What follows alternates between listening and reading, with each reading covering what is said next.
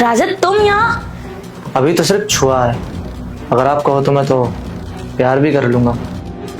तुम टच किससे कर रहे हो और किससे पूछ के कर रहे हो?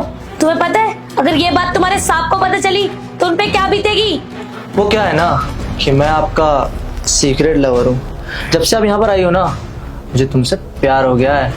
और हाँ, मैं आपके साथ वो सब करना चाहता हूँ जो साहब आपके साथ करते हैं। आने दे तेरे सांप को, सब कुछ सच सच बताऊंगी कि उनके जाने के बाद तू मुझे किस तरीके से टच कर रहा था और किस तरीके से तूने अभी मेरे साथ किया है।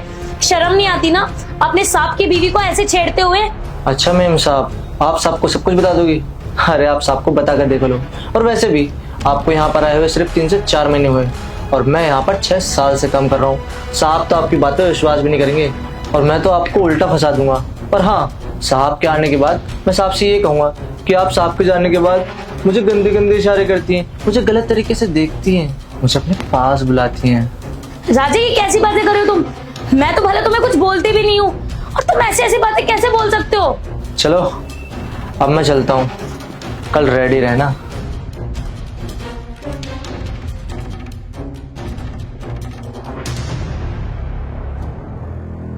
बस मैं 5 मिनट में घर से निकल ही रहा हूँ जी। Okay sir. अच्छा राजा। जी साहब। मैं ना ऑफिस के काम से कुछ दिनों के लिए बाहर जा रहा हूँ। मैम साहब घर पे अकेली हैं, उनका ध्यान रखना। जी साहब। ठीक है, संभाल लेगा ना सब कुछ? साहब आप चिंता मत कीजिए, आप जाइए, मैं मेम साहब का अच्छे से ख्याल रखूंगा। चल ठीक है, मैं निकलता हूँ। साहब तो 3 दिन के लिए बाहर गए और मेम साहब घर में अकेली हैं। आज मैं मेम साहब का अच्छे से ख्याल रखूंगा।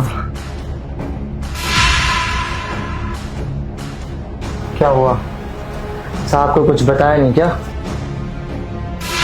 मैंने कहा था ना, साहब तुम्हारी बातों पे विश्वास नहीं करेंगे।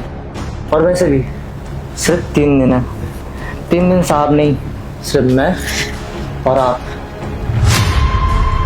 राजा! देखा सन्नी, मैंने तुमसे बोला था ना ये मुझ पे बहुत गंदी निगाह रखता है और आज तो तुमने सब कुछ सच सच देख लिया होगा। हाँ कशिश, मैंने सब कुछ देख लिया अपनी आंखों से। जो कुछ तुमने मुझसे कहा था वो सब सच है। अरे साहब आप तो 3 दिन बाद आने वाले थे, अभी कैसे आ गए? तुझे जरा भी शर्म नहीं आई ये सब करते हुए? अरे तुझे मैंने अपने घर पे काम पे रखा, तुझे कहीं काम नहीं मिल रहा था, तुझे 2 वक्त की रोटी दी और तुझे ये सब करते हुए बिल्कुल भी शर्म नहीं आई? वो भी हमारे घर में जहां तू रहता है। क्या हो कशिश, इतनी परेशान क्यों लग रही हो? कशिश, कशिश। हाँ सन्नी बोलो। कहाँ खोई हुई हो? क्या सोच रही हो? क्या हुआ? सन्नी मुझे ना तुमसे कुछ बात बतानी थी। अपना जो राजा सिक्योरिटी गार्ड है ना, आज सवेरे उसने मेरे साथ पता है क्या किया? उसने ना मुझे छेड़ा, बहुत गंदे तरीके से टच करा और मैंने उससे ये बोला कि मैं तेरे साहब को सब कुछ सच बता दूंगी। तो उसने मुझसे ये बोला, साहब जी आपसे ज्यादा मुझ पे विश्वास करते हैं, आपकी बात तो मानेंगे ही नहीं। उसने मुझे ये बात बोलकर टाल दिया। कशिश, ये तुम कैसी बातें कर रही हो? राजा ने तुम्हारे साथ बदतमीजी की? मुझे तो यकीन नहीं हो रहा। अरे वो 6 साल से हमारे यहाँ काम कर रहा है कि उसने सोसाइटी की किसी भी लड़की के साथ बदतमीजी की है, लेकिन आज से पहले तो उसकी कभी ऐसी कोई शिकायत आई नहीं कि उसने सोसाइटी की किसी भी लड़की के साथ कोई बदतमीजी की हो। सनी देखो, मैं जो भी बोल रही हूँ ना सच बोल रही हूँ। उसको मैंने कई बार नोटिस भी करा है, वो मुझे बहुत गंदे गंदे तरीकों से देखता है, पर मुझे उसके इरादे एक भी अच्छे नहीं लगते। तुम कुछ करो ना।